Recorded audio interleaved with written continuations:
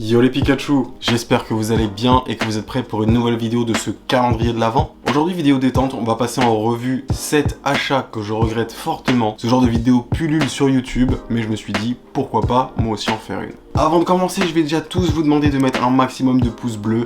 Il faut le défoncer ce pouce bleu. Si vous kiffez mes vidéos et que vous avez envie de me soutenir, c'est le meilleur moyen de le faire. Ou sinon, si t'es vraiment déter, tu vas dans la description, tu cliques sur le lien Big Cartel et tu vas te péter un t-shirt Luchiquet.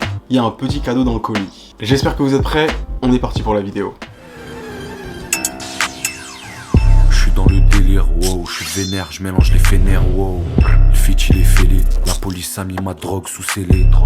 Végétal ou synthétique, ton plug est pathétique, il a aucune éthique, tellement de dope, j'en ai... Il y a quelques années, il y a une marque qui commençait à pop et vraiment j'avais misé un peu sur elle, tu vois. Je pensais que ça allait prendre de l'ampleur de ouf. Cette marque, elle était mise en avant par un gars comme Wiz Khalifa et vous savez que je le kiffe de ouf. Forcément, je me suis débrouillé pour trouver les vêtements de cette marque-là, et la marque c'est KTZ, ou Kokon Tozai pour les intimes. Je connais pas la signification, mais c'est une marque quand même qui est sacrément perchée. J'ai pas forcément envie de me renseigner sur la marque et savoir ce qu'elle fait dans la vie, donc j'ai pas d'histoire à vous raconter autour de ça.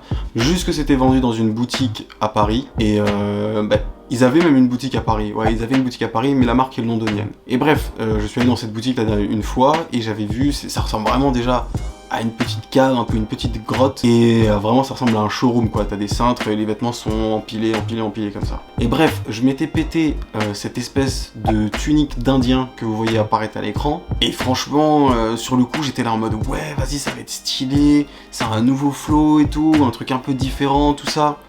Alors pendant des années je l'ai assumé et je l'ai porté au calme, mais plus le temps passe et plus je regarde ce truc en mode... wesh, mais jamais je vais reporter ça dans ma vie, quoi. En plus, je me souviens même plus du prix, mais je suis sûr que ça coûtait une fortune. Ça devait coûter un bail de 300 € peut-être. Je m'étais ruiné pour rien du tout, quoi. Après, il y avait un petit flow qui sortait à l'époque, mais aujourd'hui, je mets ça. Le flow est pas le même, tu vois. Avant, c'était une époque différente et tout. J'osais plus faire des trucs comme ça. Et là, aujourd'hui, je ferais pas ça. Non, clairement pas. Bref, en tout cas, aujourd'hui, je me retrouve avec ce truc. Ça prend de la place de ouf dans mes placards et je sais pas trop quoi en faire. Bien avant l'époque du Lacoste, enfin bien avant, j'abuse, mais bien un an avant que ce truc pop, j'étais allé dans une boutique Lacoste et je m'étais dit oh, vas-y, je vais me péter un petit truc. J'avais vu un espèce de crewneck rouge là avec marqué Lacoste en encadré devant. Et sur le coup, je trouvais ça stylé, tu vois. Je me disais ouais, vas-y, pas mal et tout. En plus, il y avait une petite poche à l'intérieur pour cacher ce que tu veux. Je me suis dit non, vas-y, vraiment cool. En plus, c'est du Lacoste Live, c'est un truc un peu plus branché que les gammes normales ou quoi. Donc je me suis laissé tenter, sauf qu'au final je suis rentré chez moi et ce truc je ne l'ai jamais porté. Enfin si, peut-être une fois parce que je me suis forcé, mais sinon le truc il est là quoi, il bouge pas. On est là frérot, on est là, on est là. Le vrai problème de ce genre de vêtements, c'est surtout le crewneck en lui-même quoi, c'est hyper chiant, le bas il passe son temps à remonter, enfin c'est vraiment relou. Donc du coup je me retrouve avec un truc comme ça à Lacoste qui a coûté, franchement ça a bien coûté une histoire de 80 ou 100 €, hein, tu vois un truc comme ça, ouais il me semble que c'est ça. Pour un truc que j'ai pas porté, ça la fout mal. Quand j'ai vu la collaboration entre Villain et Pop Smoke, je me suis dit, ouah, truc de ouf, il me le faut. En plus, c'était juste après, je crois, il me semble que c'est ça, c'était juste après sa mort. Donc je me suis dit, ah ouais, ça va être une pièce de collection et tout, il y a moyen que ça chiffre de ouf, tout ça. Donc je les cope et je me suis dit, bon bah, je vais recevoir ça dans pas longtemps, au calme. Frérot, j'ai attendu peut-être 5 mois avant que ça arrive, un truc comme ça. Et quand je reçois le bail, je vois la qualité du t-shirt, les trucs et tout, je me dis, mais wesh, mais ils se foutent de qui en fait? Tu me fais attendre tout ce temps-là, je paye une fortune un t-shirt. Pour ça, genre 80 €, un t-shirt que j'aurais pu moi-même faire avec mes propres moyens, tu vois, genre c'est même pas... Tu sais, genre je dis pas, la qualité elle est pas flinguée, en mode moi je peux vous sortir des t-shirts d'une qualité comme ça, tu vois, alors que t'es censé être Villain, une marque de vêtements sérieuse, qui est mise en avant par des gars comme le ASAP Mob, des trucs comme ça. Frérot, t'es pas censé avoir un t-shirt de cette qualité-là, je suis désolé. Donc bref, j'étais quand même assez dégoûté quand j'ai reçu mon colis. Je me suis dit, je vais le mettre sur Vinted, ça va partir. Que dalle, c'est pas parti. Je me retrouve avec ce t-shirt dans mes placards et je me suis promis que je ne le porterai pas. Ouais, je le porterai pas. Même by Travis Scott. Alors lui, j'avais déjà cop des t-shirts, enfin j'avais cop un hoodie à l'ancienne et un t-shirt avec Virgil Abloh. Alors la qualité, c'était... La qualité du hoodie, ça pouvait éventuellement passer. Le t-shirt, c'était pitoyable. Pourtant tu fais ça en collaboration avec un designer comme Virgil Abloh, mais je ne savais pas encore que ce gars-là c'était un escroc. Maintenant aujourd'hui on a les preuves qu'il vole des pièces à d'autres designers. Même à l'époque il bossait sur d'autres marques dont on va parler juste après. On va parler de cette marque juste après. Et j'ai copé un truc de cette marque et ça me fout encore le seum aujourd'hui. Enfin bref, t'es censé être Virgil Abloh, hein, tu travailles chez Louis Vuitton et tu sors des t-shirts d'une qualité comme ça.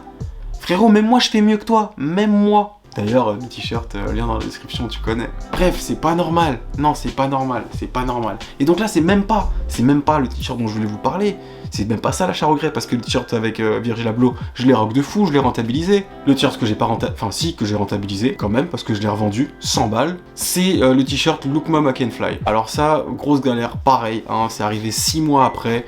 En plus, c'était le t-shirt que tu pouvais personnaliser, donc j'avais mis une photo à l'arrière d'une célèbre marque de sirop. Mais ils m'ont dit au final non, désolé, on peut pas et tout, donc non, tout simplement. Donc j'ai reçu le truc comme ça, plusieurs mois après, avec un logo de base. Ils m'avaient proposé de me rembourser, mais je me suis dit vas-y, c'est toujours cette prix. Au final, le bail, je l'ai revendu 100 balles, il me semble, voilà, j'ai gagné 20 balles dessus, quelque chose comme ça. Super quoi, super. Juste avant, je vous parlais d'une marque qui avait été créée par Virgil Abloh. En fait, c'était pas Virgil Abloh. Lui, sa marque à l'ancienne, c'était Pyrex. Là, l'escroc, il s'appelle Shane Oliver. Alors, Shane Oliver, si tu vois cette vidéo, tu es un escroc. Tu vends des hoodies, tu vends des crewnecks. En plus, j'avais acheté un crewneck, quoi. Je suis débile. Un crewneck tout basique, hein, vraiment tout ce qu'il y a de plus basique, avec un imprimé dégueulasse, un truc qui s'effrite, un truc, on sait pas trop, il y a une espèce de couche de plastique dessus, le plastique il commence à buller et tout, enfin, un truc qui coûte, ça devait coûter 300 € ça aussi. Les mecs c'est des escrocs, et ils vendaient ça où? Dans le magasin Kokon Tozai, c'est là-bas où je l'avais acheté. Bref, j'ai vraiment le seum quoi, le truc il coûtait hyper cher. Genre vraiment premier lavage, genre quand j'avais lavé à froid et tout, premier lavage le truc il commençait à buller tout ça, ça a rendu dégueulasse. Je comprends pas comment des marques comme ça elles ont pu exister. Le truc ça a fait faillite depuis, heureusement. Les gars, c'est pas en faisant la vidéo, je me renseigne un peu et je vois qu'il y a 4 jours ils ont annoncé que la marque allait être relancée.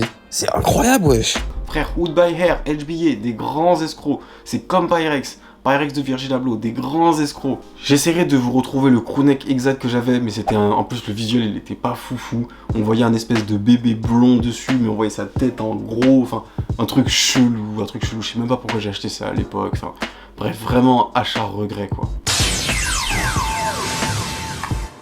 Eh, la boutique Kokon Tozai, là j'ai perdu trop d'argent bêtement là-bas. En fait je me rends compte que les 3/4 des trucs dont je vais vous parler c'est des bails que j'avais acheté dans cette boutique là-bas. J'avais acheté un haut de la marque More Paris. Bon là ça va, cette fois-ci la qualité elle est cool, vraiment elle est super cool. C'est juste moi je me suis pas géré en achetant ça, la forme au final je la porte pas du tout quoi. C'est une forme, pas de crewneck, mais c'est un coupe-vent en fait, un coupe-vent blanc avec un espèce d'énorme col. Et en fait le problème c'est comme sur un crewneck, c'est que ça remonte à chaque fois. Et je déteste les vêtements qui remontent comme ça, y a rien de pire. T'es là, tu fais pas attention, tu te rends compte que t'as l'air d'un clown. Et du coup ce truc là vraiment je l'ai porté 2 fois maximum. J'ai fait une fois des photos avec, une deuxième fois je me souviens l'avoir porté quand je taffais encore chez Miss France, mais sinon c'est tout. Et ça c'est même pas une arnaque ou quoi, c'est vraiment juste un achat regret. Le truc au final juste je le porte pas, j'aurais mieux fait de m'abstenir sur ce coup là quoi.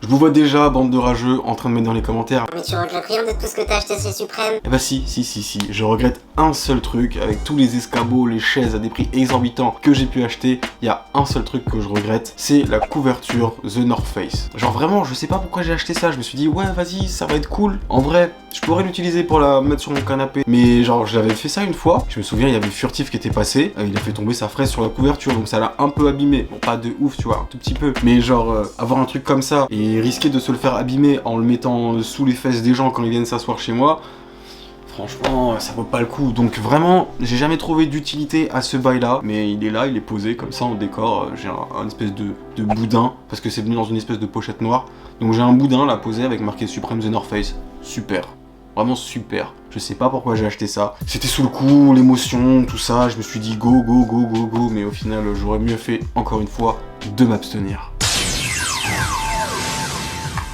Dernier bail bonus, C'est un truc que j'ai acheté quand j'étais au Japon. C'est ma meuf qui utilise beaucoup des trucs comme ça. Et je me suis dit, bah vas-y, je vais faire comme elle, je vais en acheter un. Au final, j'utilise jamais. Regardez, c'est un masque de sommeil ninja. Même si c'est super drôle, je l'ai utilisé qu'une seule fois. Et parce que, en vrai, quand je dors, le truc il se barre dans tous les sens. Donc au final, ça me sert à rien. Le truc il est juste là, il prend la poussière. Mais bon, au final, ça reste quand même un souvenir du Japon. Et voilà, on arrive déjà à la fin de la vidéo. Alors quel achat vous trouvez vraiment le plus nul dans toute cette liste? Dites-le moi dans les commentaires, je vais regarder ça avec attention. Là en ce moment, dès qu'une vidéo sort pendant 1 heure, je réponds à tous les commentaires, donc allez-y, lâchez-vous. En tout cas, c'est marrant de faire une rétrospective un peu de tous les trucs nuls que j'ai pu acheter. Et c'est marrant de se rendre compte que ça vient que d'un seul endroit en fait. En écrivant la vidéo et tout, je l'avais carrément pas remarqué. Et c'est en le disant, je me suis dit, mais attends. En fait, c'est là-bas que j'achète tous ces trucs nuls là. Bellec, les gars, ne vous faites pas avoir par la hype. Achetez des trucs que vous êtes sûr de porter longtemps, surtout si ça coûte super cher. Bref, je compte sur vous pour lâcher un maximum de pouces bleus aussi, c'est super important. Si vous voulez soutenir mon travail, c'est le meilleur moyen de me le montrer. En tout cas, on se pète demain pour une nouvelle vidéo du calendrier de l'Avent. Et moi, en attendant la prochaine, je vous dis peace. Fuck la magie, SO Asta. Je vais te capturer comme si je m'appelle Sacha. Ça suce des bites à la Lil Pump. Je t'ai posé sur tilt avec double pump. J'ai la candy, j'ai la cash, j'ai l'engie et j'ai la puff. Tu l'as rêvé, tu veux l'acheter, lève ton cul et va bosser. Lucci gang, gang, gang.